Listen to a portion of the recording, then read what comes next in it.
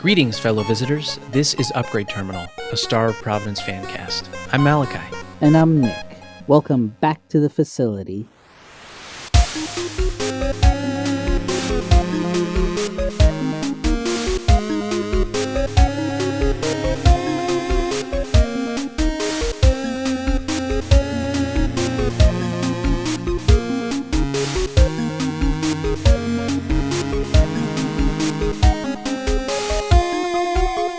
Today, it's just you and me, Nick. Sure is. It's been a while since it's just been you and I. We've had a lot of wonderful guests. I like having guests. Makes the show more interesting, more fun. We get more perspectives and add some variety. Yes. And that's always important. Mm-hmm. Variety is a very important spice in podcasts. Mm-hmm. But it's also nice to just do an episode that's you and I. You were saying like scheduling is way easier, which is true. Mm-hmm. Sometimes we're dealing with multiple time zones on different sides of the planet, and it is a very fun challenge. Mm-hmm. But today we're talking a little bit about the ships. Two ships in particular. We're going to be talking about the Sword Ship Overlord and Chaos Ship. Mm-hmm. Nick, this was an idea you and I talked about a few weeks ago, just because at the very beginning of the podcast, we did an episode about our favorite ships, and you and I Mm-hmm. both picked Null. I think you picked Null and I picked D13. Right now, I don't exactly remember. I don't either, but we only talked about Null and D13. Yeah, I might have just picked both. I think so, yeah, because we both have a soft spot in our hearts for Null and D13. Mm-hmm. So I wanted an opportunity to discuss some of the other ships in greater detail, especially considering the new ship, Arms Master, and the changes that were implemented for AB and Scully. Mm-hmm. So here we are. Yeah, but for the most part, like Chaos and Sword did not really change. No. Maybe the weapon rebalancing tweaks affect them indirectly, but like core functionality and gameplay style remained identical from Relics of the Past 2 into Oblivion. Yes. Nevertheless, I want to give those two ships a little bit more love than we have here on the podcast. And so, yeah, that's what we're going to talk about today. But first, what's something nice that happened to you this week, Nick?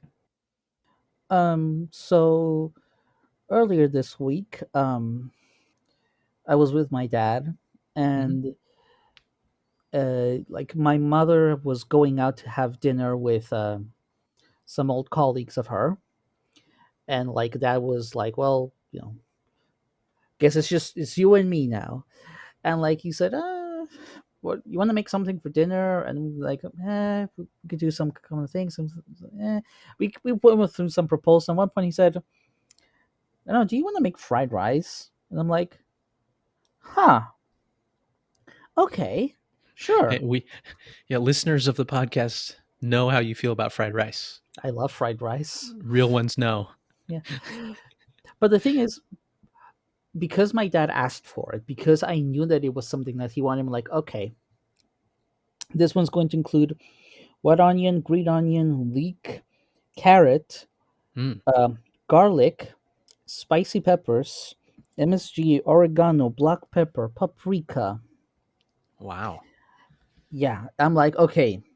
Oh, and like scrambled eggs and peas and corn. Like really like load it up. So like, all out, yeah. Yeah, I know in theory you're supposed to do this in a wok. That's the proper way to do it. I just had a very large pot. I'm sorry. Okay. I know, it's sacrilegious. Hey, that works too. Sacrilegious. Absolutely offensive. Doesn't matter. It still came out delicious. Yeah. Yeah, and it's nice to cook delicious things for other people, especially when my dad was like complimenting me. It's like, this is really good. It's also spicy. Like the spicy peppers I added, I added 2. Yeah. Remove the seeds and everything, but it's like, this is still spicy. I did make the bad mistake at one point. Mm-hmm. Oh, my eye itches. Bad no. Bad move. Oh no. Bad move. That took a while. I did not wash my hands as thoroughly as I thought I had. Oh yeah, it's very hard to It's get sneaky. peppers off your hands. Yeah, it's like you have to be very thorough about it, and I hadn't been. Oops. But Ouch. I'm yeah, sorry. I just it's nice to cook something nice for other people and to be complimented for it. It's nicer even when somebody asks for it Hmm. because you're like you want it so much you're actually going out of your way to request it. It's like yeah, because it kind of quietly is giving you a compliment. Like your Yeah. cooking is good enough that I want to have some of that. Yeah, To yeah. yeah, which is Absolutely, because he's ordering it, right? in a sense, yeah, he's earning it. Yeah. Like, He's like, the, this is what I'd like to eat, which yeah, means he's pretty confident it's going to be delicious. yeah. And the thing is, like, because I added all of this stuff and like so much rice, it's like make make a huge ass pot, and then we just there's leftovers. So, like, I could have Yeah. more like today, and there's still left in the fridge. So I'm like, because that's always the plan. So it's like make big serve it, like do a lot of effort once up front, and then you can just keep eating that over several days. It's that's a nice trick you can do for like say if you're in the weekend, Hmm. be like, okay, I'm not gonna have much time to cook something or make anything. It's okay, just make a big effort up front, and then you can just keep eating this over days, and it's very handy. Yeah, that's nice. And in my experience, a lot of times fried rice only tastes better the second day. Oh, you! I should tell you one day about the lentils too. My mom makes Oh, I love lentils. with uh bacon and chorizo and sausage sautéed with garlic. Oh, that sounds delicious. Yeah, I love lentils. Actually, last year for my birthday, my wife was like, "What do you want to eat on your birthday?" And I was like, "Lentils." She's like, "Are you serious? The kids hate lentils." And I'm like, "Yeah, I'm serious. It's That's what I yeah, want." yeah, but it's your birthday, not their birthday. I know, but even my wife was like really disappointed. Like lentils, really? Okay. I mean, They were in my delicious though. yeah, in my case, we are obviously adding some fatty ingredients to like make it a little bit more exciting to the palate. Yeah, well, we did as well, but we Yeah. we make it and then we'll make some naan, No, like pan fried ooh, naan to go with the ooh, lentils, and yeah, it's awesome. oh, I'm it's probably so gonna good. ask for that for my birthday this year too. Sorry, kids. When it's their birthday, they can order what they want. Yeah, exactly. I'm not gonna complain when you guys order, you know, like mac and cheese or something. I do hope, I do hope they learn from the both of you how to cook delicious things. Yeah, they're definitely learning that from their mom. And I actually the cooking I've done recently was kimchi fried rice. Ooh. So fried rice with some kimchi in there, some kimchi juice on top, and also a little spicy. I accidentally made it too spicy, but that was a hit. That was a hit.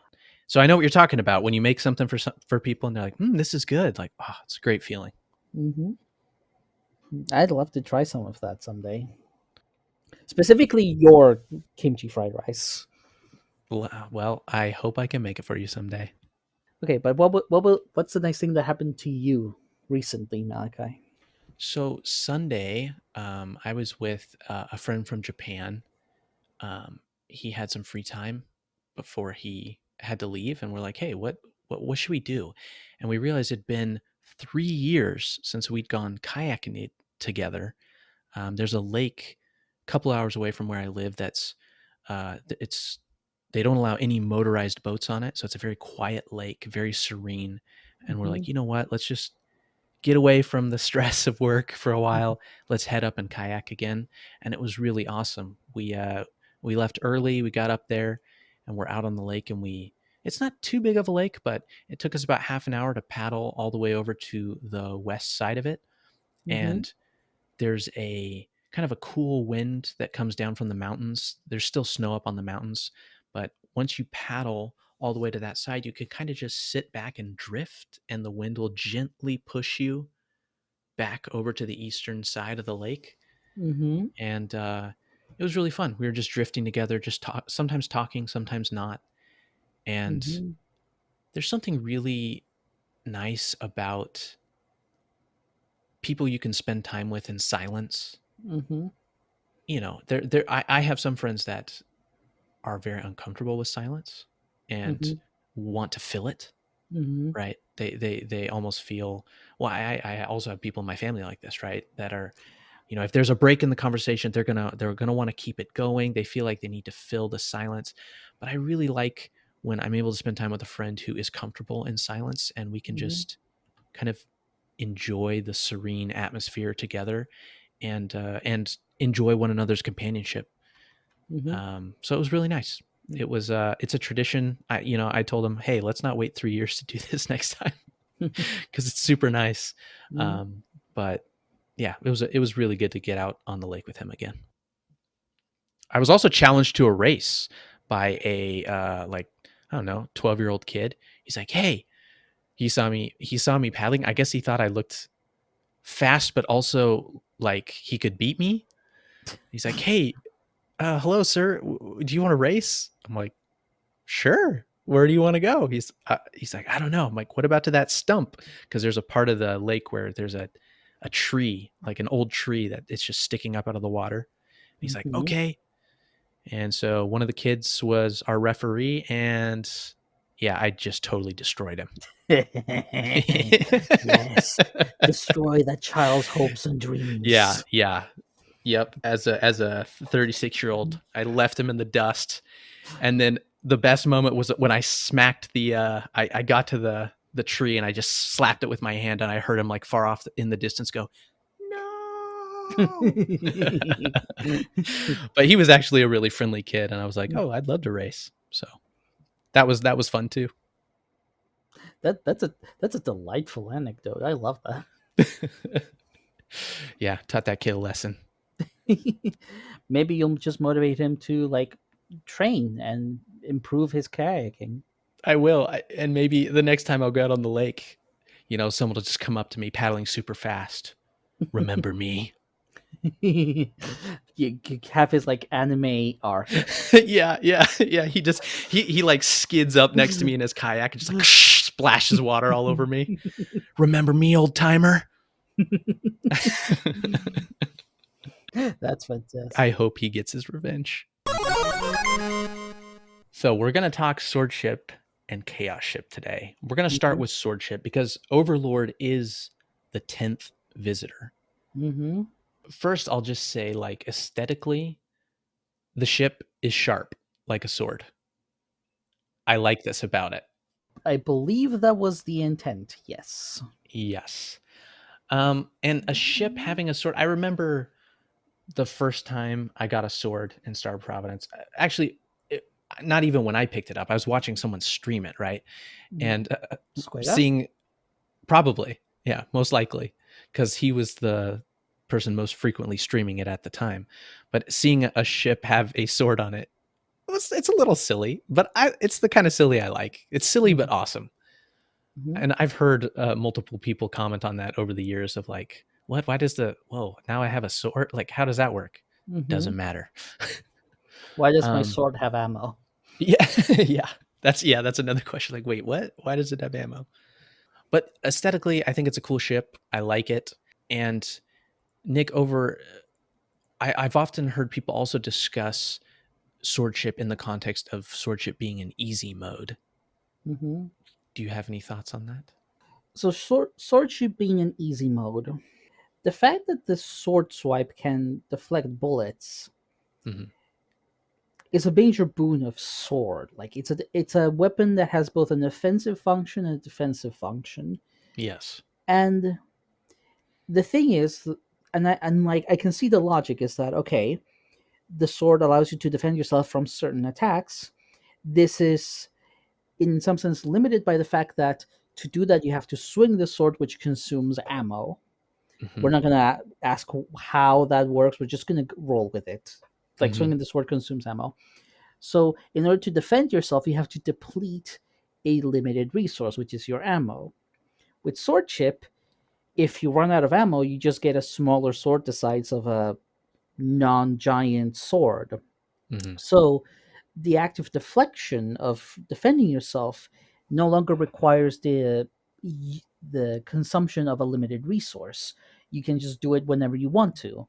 Yep. And depending on what kind of sword you get, there may be very little functional difference between I've run out of ammo, between having ammo or running out, because you can always deflect and swing. I can see why for many people that is a kind of easy mode. It's like, well, I don't really have to think too hard about how I'm going to dodge this bullet pattern because I know that I can just make a hole in it with Yeah. the right timing.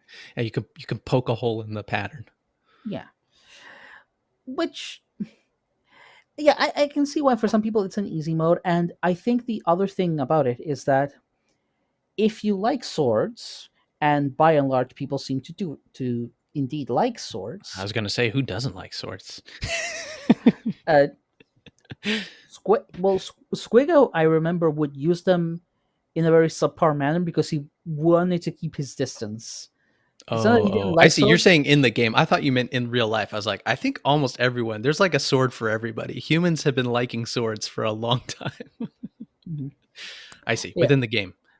Okay, but like if you are cool with wielding a sword in the game, like Hmm. if you're comfortable with the functionality of a sword, what it can do and how you have to use it, swordship also simplifies the game in that you don't have to think about weapon types anymore.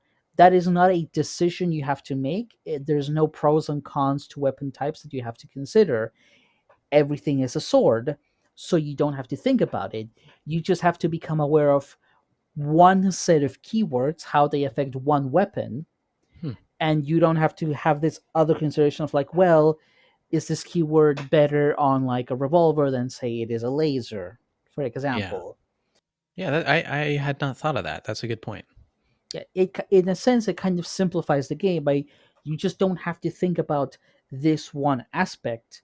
Like the weapon type question is there's just one, and the keyword pool is very predictable and it's very fixed in that regard, you know. Yeah. And I think those two things contribute to it feeling like an easier way to play the game. And I know that some people, when they go beat trials, they want to use swordship because like, well, Yeah. swordship will give me the greatest chance of success because it will help me survive. Yeah. You can cheese some of the patterns, right? Y- Allegedly, you can kind of cut through them and make it a little bit easier on yourself. Although, I mean, most listeners will know this, but there are only certain sizes of bullets that you can mhm, deflect with your sword. yeah. So large bullets and anything that is like an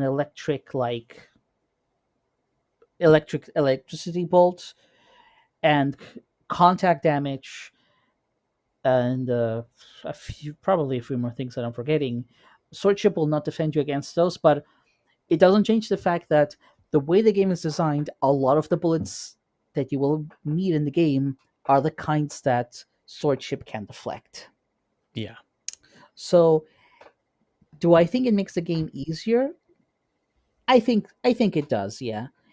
Hmm. Now, the thing is though, because so if you hit something with with the swing of the sword directly, you deal a considerable amount of damage. That's intended. It's like high risk, high reward. You get Yeah, close you got to to get enemies, close. Yeah, do extra melee damage. but if you're standing far away, you still have this little sword beam projectile thing Hmm. that can still do so.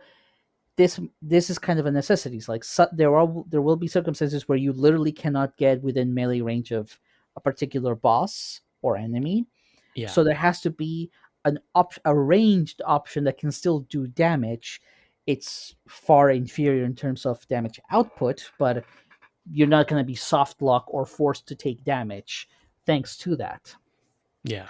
Which means that the optimal way to play swordship, in a sense, would be to like will get very close to enemies, deal lots of damage, and the bullet deflection is there to sort of create an opening for you to get in and deal that damage, Yeah. which is say how Taylor, for example, tends to run swordship. It's like very aggressive, very in your face.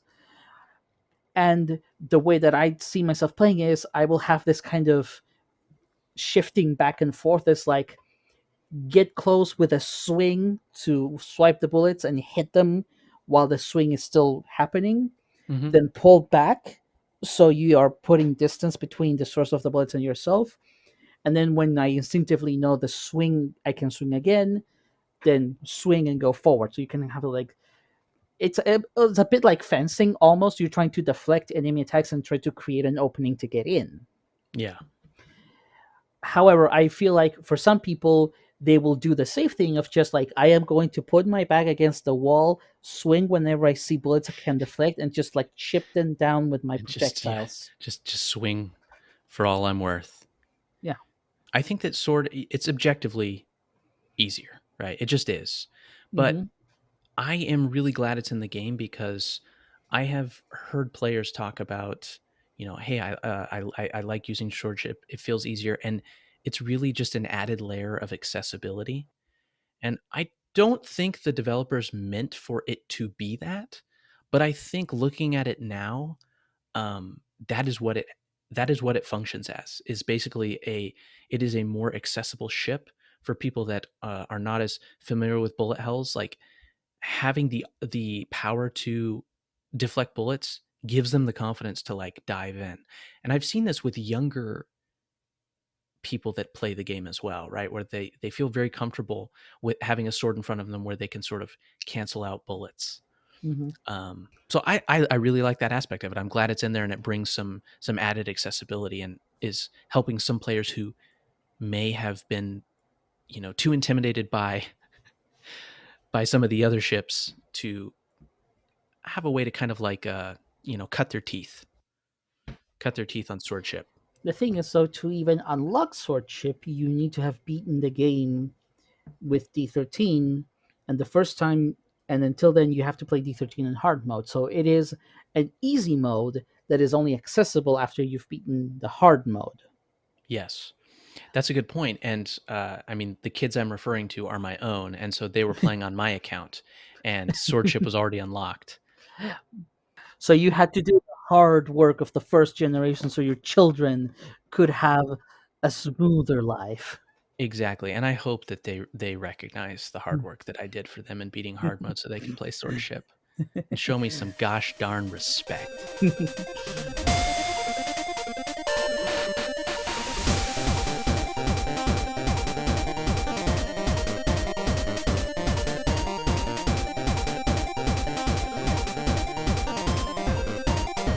To me, I almost viewed it as like, you can turn on the bumpers in Mario Kart to where Mhm. like certain cars can't drive off the edge. Or like the lanes in bowling. You can literally put up Yeah, yeah, yeah, lanes. yeah. Exactly. To me, I was like, that's kind of how I felt because I was like, oh, here, try this ship. Hmm. Try this ship. It's oh wow, I can. Oh, I can swipe the bullets. Oh, that's really. Oh, okay. And it's kind of it's just like a confidence boost Hmm. almost. And I think that because of that, it will help them get in there and like while they are deflecting bullets, like you mentioned, you can't deflect all of them, and they still are having to kind of dodge the patterns. So it eases them into it, I think. You still have to know the timing of the deflection of bullets. It's not like you can just do it all the time. There are pauses in between where Hmm. you are leaving yourself open to attacks, and you need to recognize that and sort of be like, okay, if I swing, I can defend myself from these bullets, but maybe not these other bullets. Hmm. So it doesn't trivialize the game in any way. No, It no, just allows you to sort of it gives you it can create a bit of a safe spot for a little while. yeah, But I do think there is a bit of irony in that what is considered to be the easy mode, unless you're like playing from a safe file that somebody else gives you, you still have to do the hard mode. yeah, But the thing is, though, it does ensure that by the time you get swordship, you have almost certainly unlocked bought and use the sword unless you're very obstinate about not doing that, which Yeah. there's always someone. But yeah, so you should have a bit of working knowledge about how it works, not necessarily to have mastered it, Hmm. but to be aware of like basic functionality of the tool. And Yeah. it is interesting that of so swordship, I should look this up, was available in After the End. I don't know if it was available pre After the End, but Yeah. it is interesting. I don't know either. To I I should didn't look. play. I don't think I played I'm Star gonna of look. Providence pre After the End. Hang on. I'm gonna go look this up. I'm actually gonna pull this up.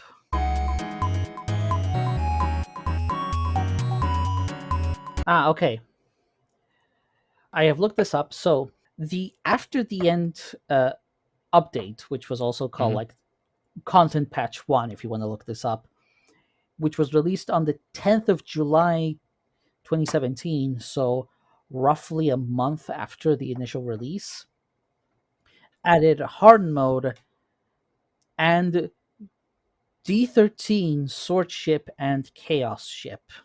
Oh wow. Okay. So they all came together. Yeah. Oh, sorry. No, it wasn't released on the 10th of July. It was released on the 17th of July.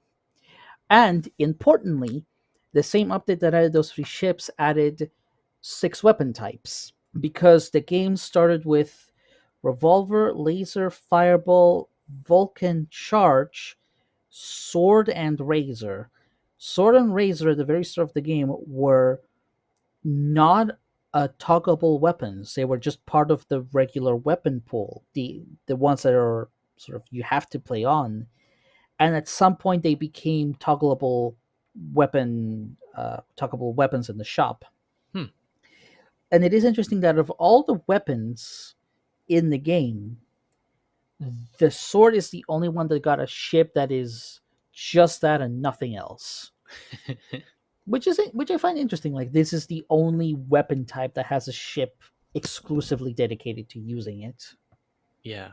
Well, Overlord has an interesting background because it Overlord is this character that there was a piece of art the that Team D13 shared officially, a piece of Alex's art that shows Overlord wearing its mask in a humanoid shape, like with Mm-hmm. armor on. So it uses a sword because he's seemingly some sort of knight almost, right? Mm-hmm. Which I find really cool. And that's swordship. It's fun to play as, even if you're not looking for an easy mode, but it is a different play style, and to use it to get aggressive and up in the faces of the enemies is a lot of fun. Well, it is. I do think it is something to be appreciated that if you are wanting, if you want something that is just safety and survival, Swordship can give you that. If you're just looking for something fast and very risky, it can also supply that. It just Yeah, requires a different playstyle and mentality. But it's interesting how it has such a strong defensive capability and a strong offensive capability at the same time with the same weapon. yep. Well, let's move on to Chaos Ship. Okay.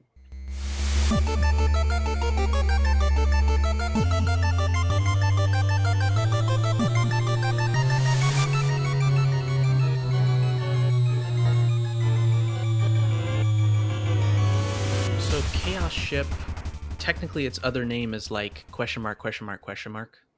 The other name that I used very early on was Anarchist, because that's the Hmm. name of the Steam achievement for the ship.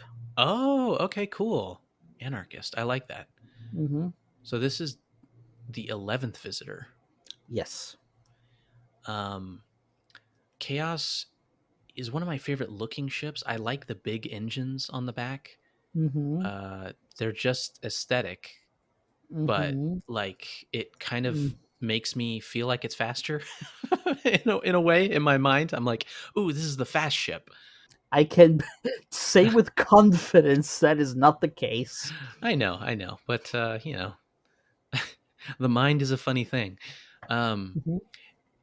and kind of how I view swordship as this like easy mode. For me, I view chaos ship as the weapons tutorial ship. And the Hmm. reason I feel that way is because obviously you're swapping weapons and it forces you to use a different weapon in every room. And I think the better you know the weapons, the better you'll do. I mean, this harkens back to, I've referenced this probably on the podcast before, but there was an interviewer that asked Moppin once, like, what's the best gun in Downwell? And he's like, All of them. you have to use all of them. Like, if you want to be good at the game, you have to use all of them. Hmm. Um, that's the same in Star of Providence, in my opinion, because uh, as most players know, when you swap out a weapon, you're getting scrap, you're getting health. Ammo is a very limited resource, and so the more swapping you do, the better. Really, usually. Hmm. I mean, it depends. It depends. But if you're just trying to survive, right? By and large, the game is explicitly encouraging you to constantly swap weapons. Yes. Yes. So that's why I'm like, this is like the perfect ship to play if you just want to run through and get better at weapons. I did a couple runs this week in preparation for the episode, and it was a lot of fun. It's also interesting that kind of in the same way you mentioned, Nick, that swordship, it's one weapon, and so you focus on the keywords. Hmm. For chaos, you don't really need to think about the keywords because they're on there and they're swapping, but it's just chaotic, and you're more managing ammo than anything else. At least that's how when you open Hmm. a weapon trove, you're not getting weapon, you're getting ammo. And so I think it's a weapons tutorial. It's also trained me to manage ammo better. Hmm. I can definitely say that when I play this chaos ship, I tend to focus even more on optimizing how many enemies I kill per shot. Okay. But I don't know if I would call it a weapons tutorial per se. Chaos is an interesting challenge because you effectively completely relinquish control over your weaponry. You're like, you have no idea what you're going to get. It's Hmm. just roll of the dice. Yeah. What I like about it is that it kind of forces me to improvise. I don't know what I'm going to get until I'm literally in the room fighting enemies. I enjoy the feeling of the only thing I will say, the one little affordance you have is like the minute you enter a room and like you enter a room, the screen scrolls and it does like the loading in or like the fading Hmm. in the top left corner. The instant you enter, immediately you can see the weapon type, and like when I'm playing chaos, I'm always looking at that corner being like, Yeah. okay, it's a fireball, it's a laser, and like Yeah.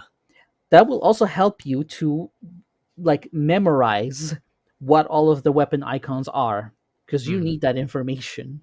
Yeah. And I like that it's just always forcing me like whatever you get, just that's what you get. Run Hmm. with that. It's not so much a tutorial. I would, because a tutorial implies like, oh, you should like begin with this. You get chaos after you beat Overlord, after you beat D13, after you beat, no, this is like at the far end. By the time you unlock chaos, you should know weapons Yeah. Fair. Yeah. decently. Yeah. It's more like this is, but it is a kind of training though. You are right about that. It is a training of like, are you able to just beat the game with, well, beat rooms with just anything? Yeah. Can you play without knowing that you cannot have an artifact weapon or a custom built weapon that's just going to carry you through floors? You don't have that option. It's going to be something new every room, and you must adapt to it. If you don't, you're not going to get very far. Yeah. I guess a better word would be training. It's Yeah, a weapons training. training ship. Yeah, I agree with that. Like it trains you to just, you know, Think on the because, fly.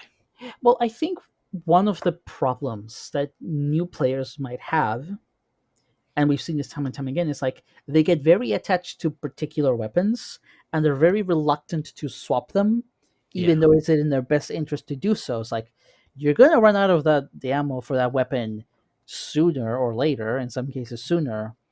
There's nothing to be gained from refusing to swap. Hmm. With chaos, you literally cannot get attached to it because it's gonna shapeshift into something else in Yeah. like In 10 moments. seconds. Yeah. So it's a kind of like you kind of have to let go, and it kind of teaches you, yes, some weapons will be more effective than others, some of them will be more circumstantial. That's all true. But ultimately, like, you mustn't rely on one very specific strategy to win. Hmm. You can beat the game with anything and everything. It's just in some cases it might be a bit more of an ordeal than others. Yeah. Like getting a railgun on a big boss or something. Fighting Overlord with a freezing ricochet railgun does absolutely nothing for you. I'd love it if the devs, like, anytime you enter a boss fight with a railgun, if the boss like just had like a little speech bubble that pops up that's just like that's the weapon they love to see the most. There's a cartridge that's unique to Chaos that I really like that I think bears mentioning called Garbage Data, Mm-hmm. and it makes it so the weapons you have three keywords. Um, It is an extremely powerful card for chaos. yeah, yeah, I actually got it in a run this evening, and it was awesome.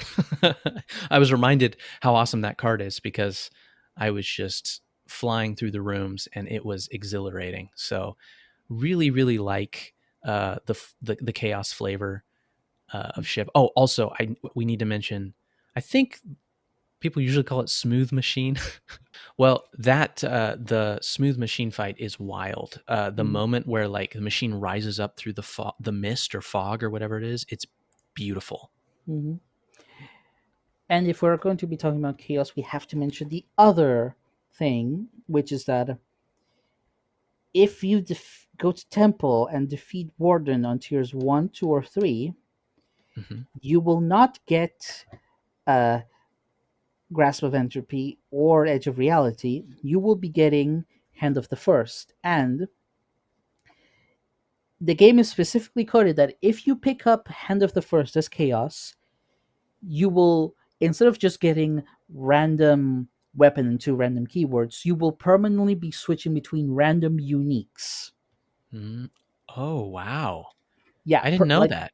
yeah, that's a permanent change. Like that doesn't go away when you run out of ammo.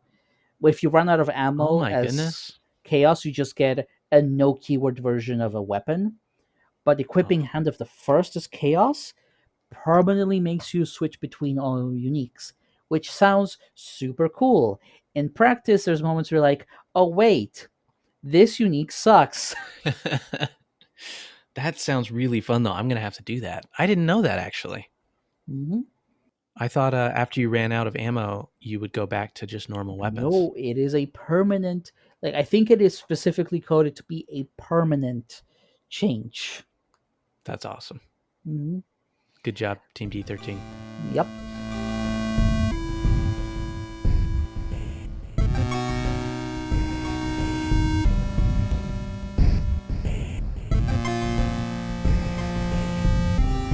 The last facet of these ships I wanted to discuss with you, Nick, was just kind of the lore around them. Uh huh. I was kind of blown away by the lore when what did they come out in? You said After the End? No, this was DLC 1.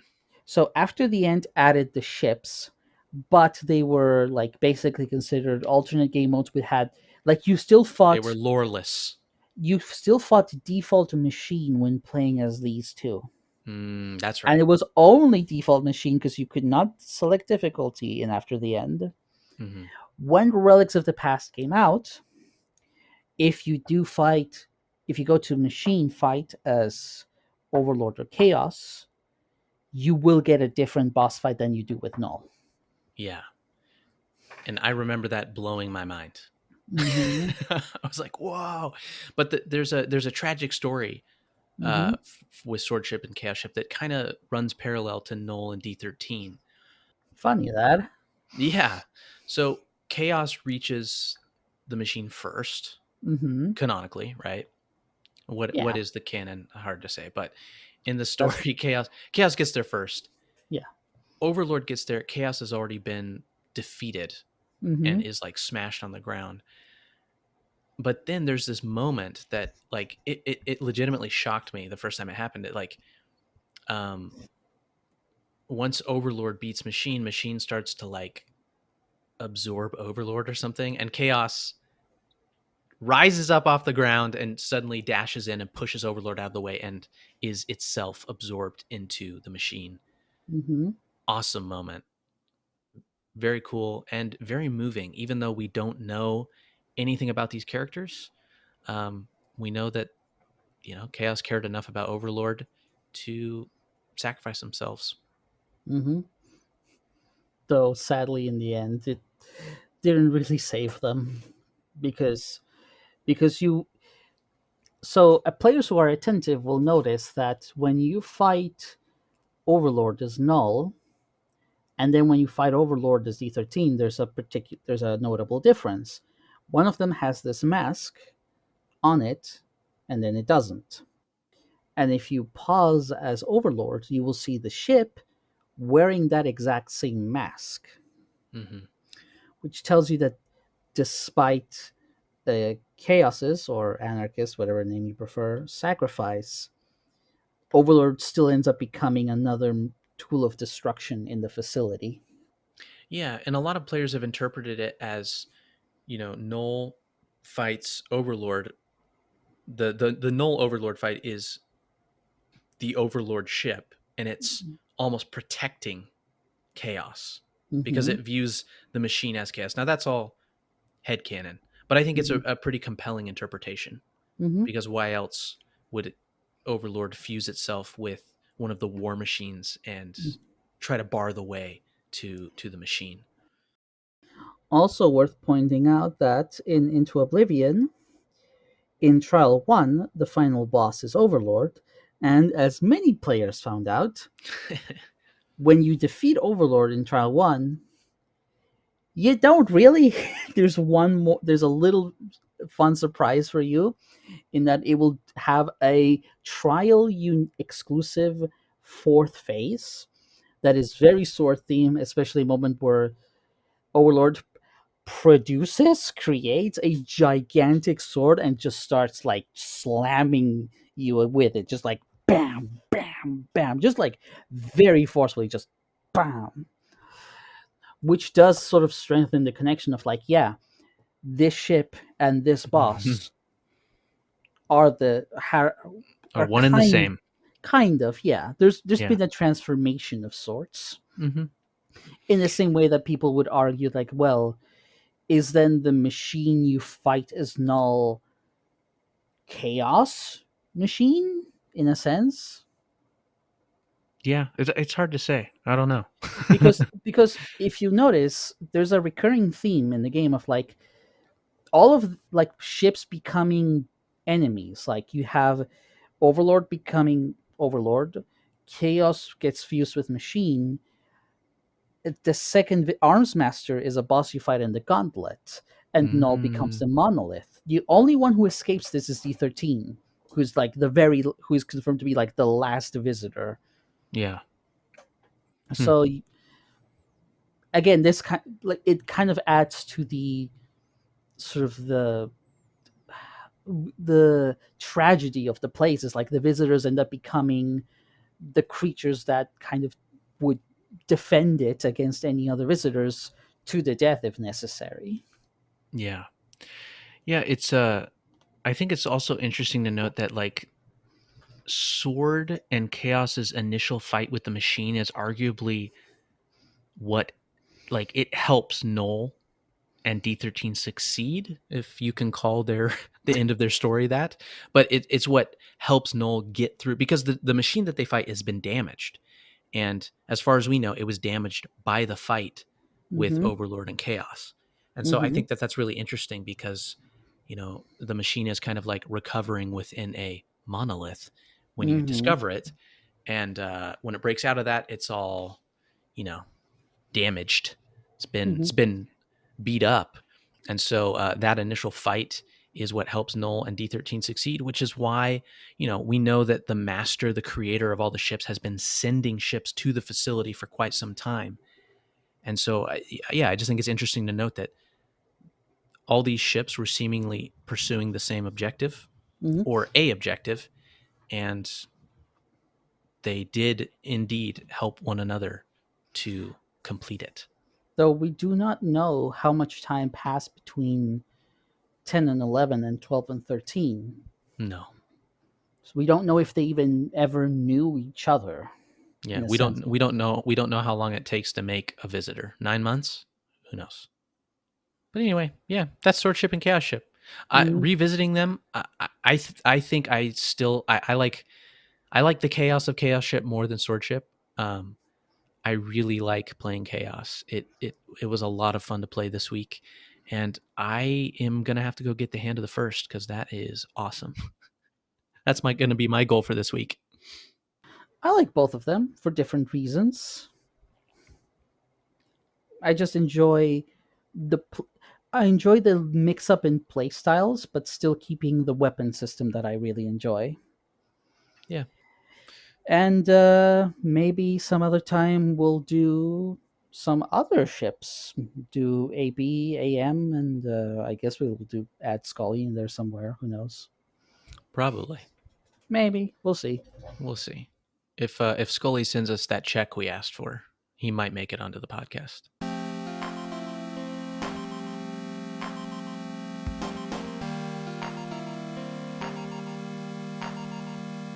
Thanks so much for listening to our Star of Providence fancast. Big thanks as always to Garoslaw and AlexMdle for allowing us to use their music and sound effects in the podcast. Our intro music was made for us by Garoslaw, and we love it. Thanks, Garo. Thank you so much. You can find all of Garrus's music over at the Bandcamp. Volume 1, Volume 2, and the 5th Anniversary Edition soundtracks. Check them out. They're very good. If you have any comments or suggestions for the show, you can reach out to us on our Discord server. We'll post the server link in the show notes. And there you will find fellow palates to talk with and discuss the show. Thanks for listening. We'll hope you'll join us next time. This is what you came for, isn't it? So be it.